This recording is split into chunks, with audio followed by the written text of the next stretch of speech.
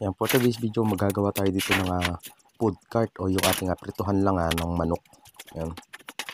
Gamit ang angle bar, tsaka magiging framing niya o yung framing niya isa angle bar, pero ang magiging pandingding natin isa stainless na plain sheet. Dito bubuin ko muna yung frame niya ng ating food cart.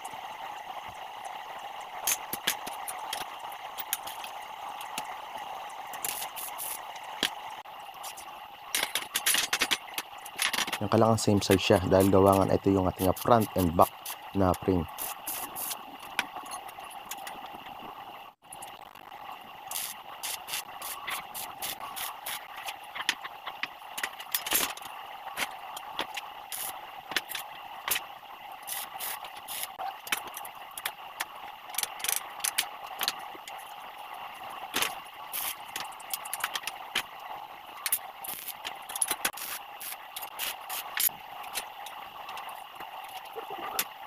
Yan, ganun ako gumawa niyan, back and front ng ating framing. Tapos naglagay ako ng mga connector, yung apat sa sulok, tsaka ako na siya pagdidikitin. Ayan.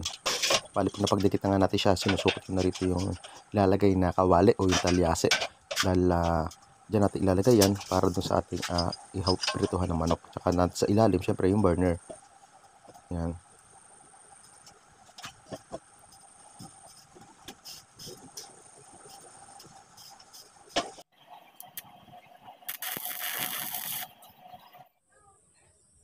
At bali, ito yung ating ginawa. Kung papasin nyo, nakabaligtad siya at nilagyan ko siya ng gulong. Yung plyboard na yan, siya yung magsisilbing guide kung tama ba yung ating paglalagay ng gulong.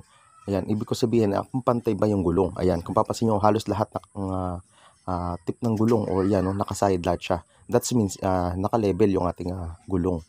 Yan, naka-level yung gulong niya. Ayan. Kasi kailangan flat na flat lang din yung ating plyboard dyan. O nakapatag talaga siya.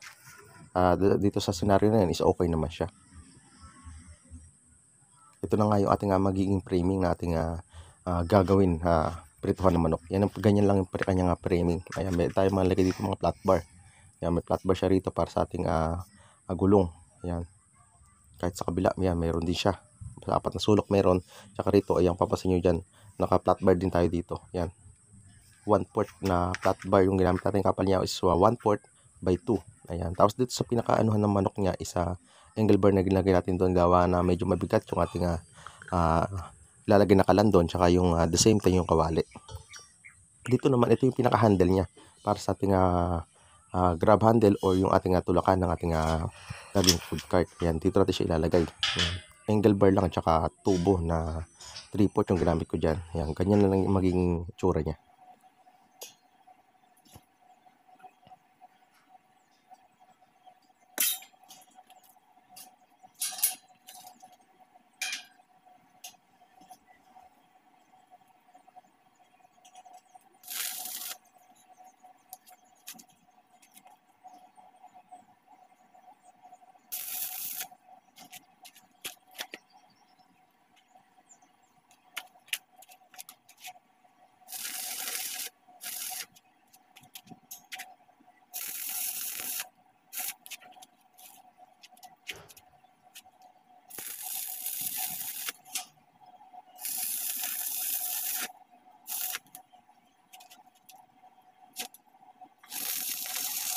Full weld lang natin na maayos to, gawa nga nandito yung pressure niya. Kapag itutulak natin siya nang may load siya, kailangan na hindi bumigay yung ating pagkaka-welding dito sa ating grab handle.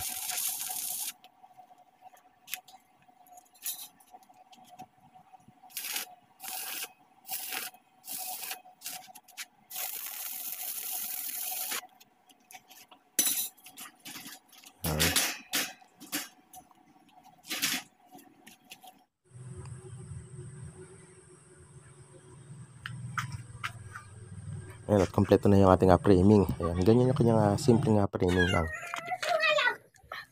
At dito gagawa rin tayo rito ng lalagyan ng payong gamit itong tubo na D1. Ayan, D1 yung ating tubo na yan. Maglalagay din tayo dito ng bolt and nut. Ayan, dyan. Para dyan natin magsisilbi dyan na pinakapanlock do sa ating tubo o sa ating payong. Ayan, bubutasan lang natin itong ating tubo para mailagay natin yung nut. para malagay yung tornilyo, pinakalock niya. Yan. Medyo nag-high ampere tayo rito. 220 ampere. Pambutas lang dito sa ating tubo na to. Medyo makapal din kasi itong tubo na to. Kaya welding machine na lang ginamit kong pambutas. Yan. Tsaka natin ilalagay yung ating tornilyo. Kailangan medyo naka-overlap yung ating tornilyo dun sa butas. Tsaka natin siya i-weld.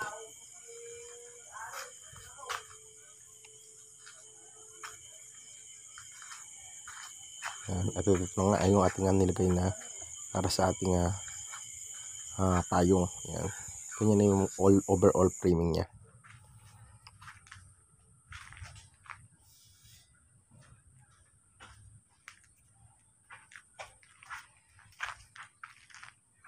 At ito yung ating ginamit na stainless sheet. Yan. Bali ang nagamit ko stainless sheet dito is isang piraso mahigit. Ayun yung iba na nakat na natin. Then ito yung isang buo pa, o halos na ubos din yun.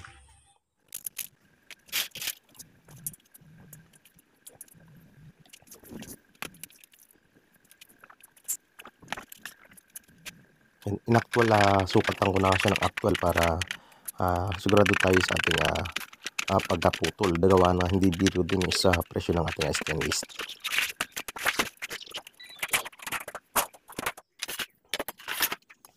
Ito yung pinakapinto niya. Yan. Kung papasin sa pinto niya na yan, ito yung tubular ginamit ko dito na 1x1. Yan, papasin nyo nga dyan na binakat ko siya, tsaka ko siya ginuhitan. Gawa nga, i-grind natin yan para magkaroon siya ng tutupi ko kasi siya para maiwasan natin yung pangit na itsura niya. Yan.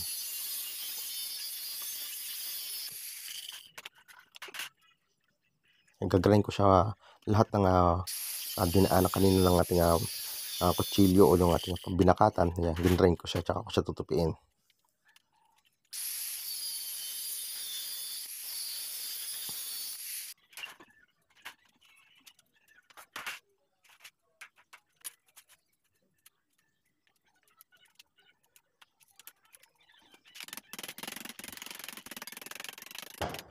Ganito ang diskarte kapag wala tayong bender. Manually. Yan. Yan, pumasok na siya. Papansin nyo, maganda yung magiging itsura niya kapag gano'n ang ginawa natin. Kasi lalagyan natin siya dito ng butas para sa ating lalagyan ng rivet. Yan ay mag-iisilbi sa kanyang pinakalock niya. Yan, butasan lang muna natin to bago natin ibakat dun sa ating frame ng ating pinto. Yan.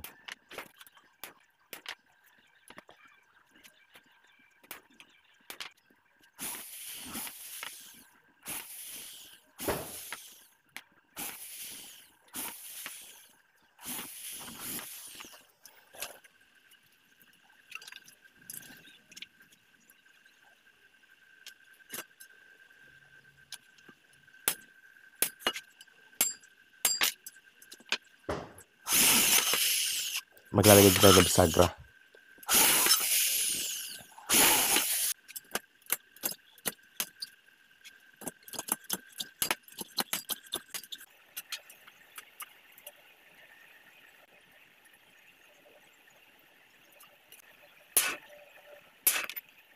Siguraduhin din natin na hindi kung saan dapat yung butas ng ating bisagra, doon din dapat tayo makapagbutas na maayos para hindi pumaling yung ating pinto. Kaya kung pansin nyo dyan, pinupukpukan ko siya, nilalagyan ko siya ng butas para hindi tumakbo yung ating drill bit. Dito gagawin natin tayo ng framing para sa ating pinaka-glass niya. Kasi aluminum ilalagay natin dito para maliging malinis or hindi siya kalawangin. Gawa nga na doon natin ilalagay yung mga naprito na manok. 1x1 na tubular yung ginamit ko dito na aluminum. Tsaka tayo magkakat ng glass para sa ating paikot para nakita o transparent yung lalagyan ng manok niya o makikita yung kung mayroon bang manok o wala. Kita agad siya.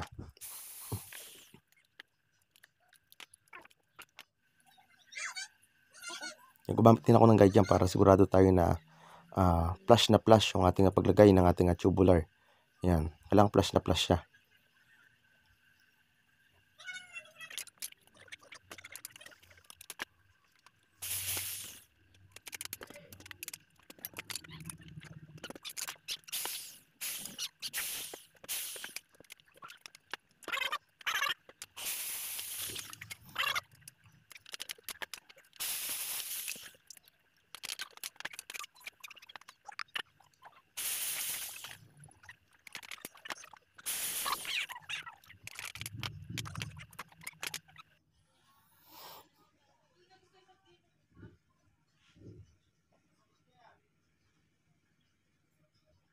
Kahit dito sa ating pinakapatungan, yan, gumamit din ako dyan ng tubular na manipis para lang makikita natin kung maging flush yung ating itsura ng ating tubular dito sa part ng harapan.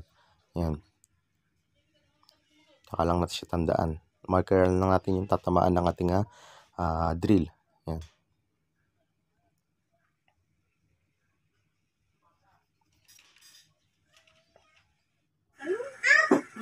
At nilagay na nga natin siya at ganyan nag-itsura niya.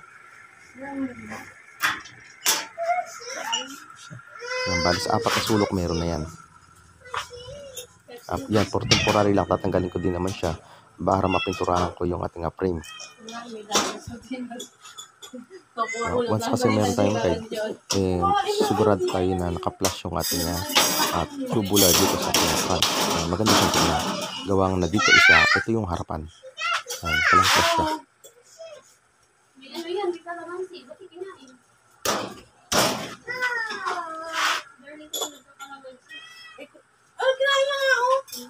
Kanina yung ayaw.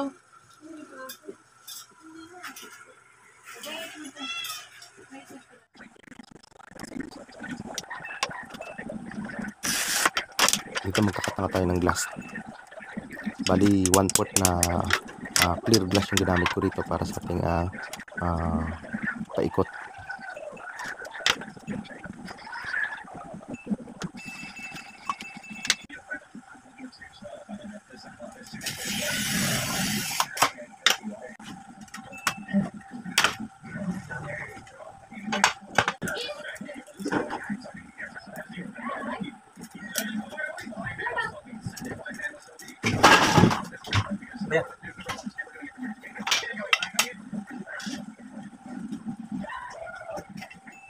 Bali pinapahiran ko lang siya ng gaas para mag-smooth yung ating pagka-cutting. At the same time para hindi pumurol agad yung ating cutter.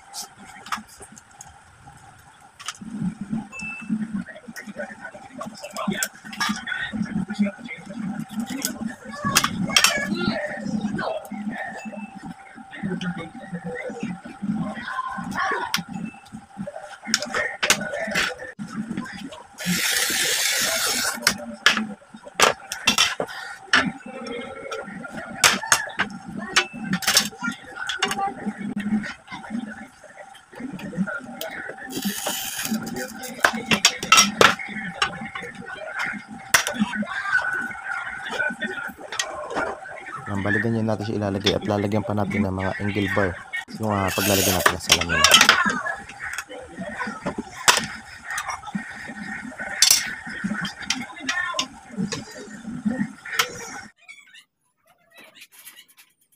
At ito magdidingding na nga tayo gamit yung ating plain sheet na stainless.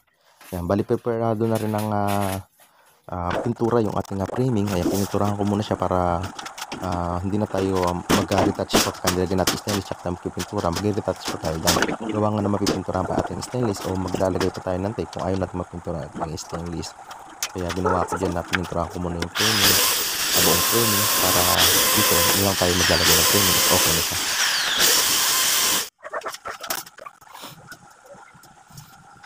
At dito maglalagay na ako dito ang angular para sa ating lalagyan na salamin. Tinagyan ko muna siya ng angular para hindi ako mahirapan sa paglagay ng angular kapag nakalagay na yung kanyang frame. Yan, bali up and down lang ginawa ko dito nga angular framing para sa ating salamin. Dito sa pinaka base niya at sa pinaka upper part niya sa taas ng ating framing.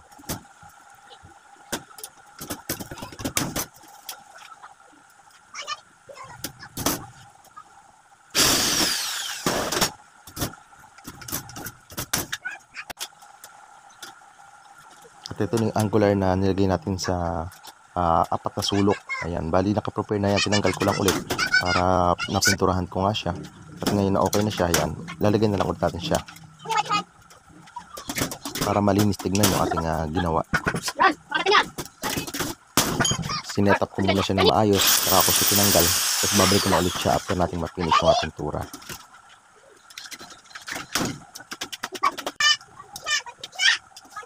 Ito yung angular na nilagyan natin sa upper part. Yan.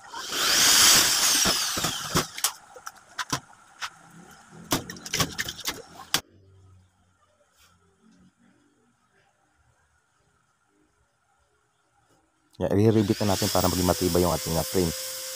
Para hindi siya matanggal.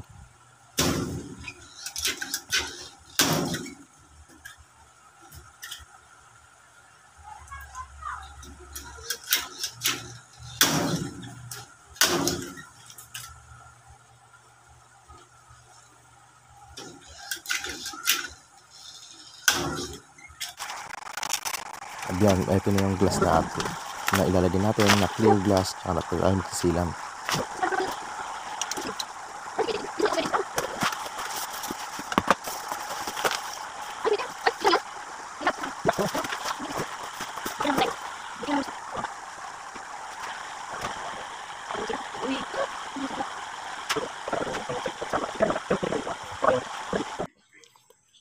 At ito na nga yung outcome ng ating ginawa na food cart na prituhan ng manok. Kaya kung papasin dyan, meron pa siya dito na mga gulong. Ayan, dito sa likod niya, dito yung mayroon siyang lock.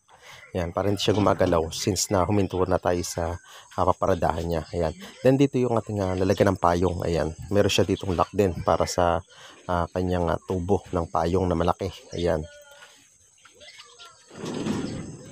nilagyan ko din siya dito ng drawer para just in case na lalagyan ng pera, pwede rin yan, o basahan kung ano man pwede ilagay dyan. Then dito sa may baba ng prituhan, ayan, meron tayo dito lagay na isang open na cabinet.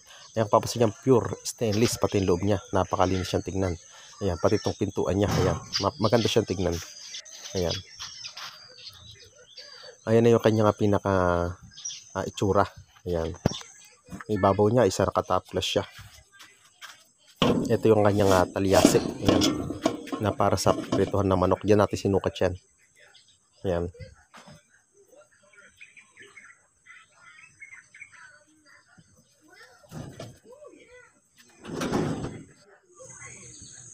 Dito na sa pinaka-front niya, yung papasin dyan, isa napakalinis siyang tignan. Ayan.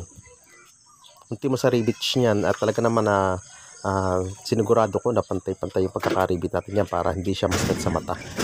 Ayan. Ito papasin niyo, parang salamin siya. Sobrang linaw ng kanyang pagka-stainless. Ayan.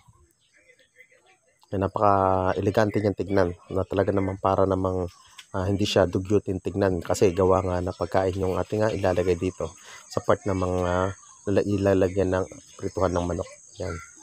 Ganun lang guys. Thanks for watching.